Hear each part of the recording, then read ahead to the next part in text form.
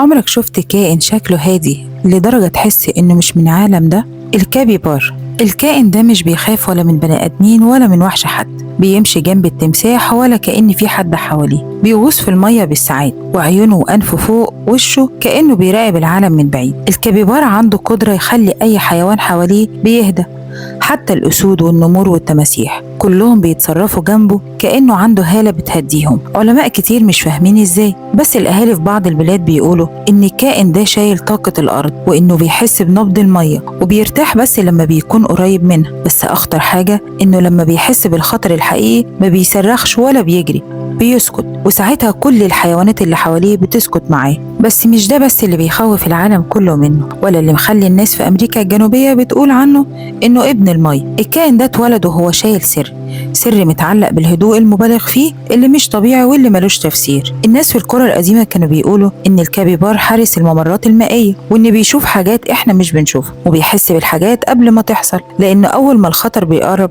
الحيوانات اللي حواليه بتسكت، الطيور، الضفادع، حتى الحشرات، كله بيقف كأن الطبيعة كلها بتاخد أمر بالسكوت منه. فالكائن دوت هو لغاية الآن هو لغز ومحدش قادر يفسره، لغز ساكت بس تأثيره أعلى من صوت أي وحش على كل الكائنات اللي حواليه. لو عجبك الفيديو اشترك في القناة واستنى فيديوهاتي اللي جاية.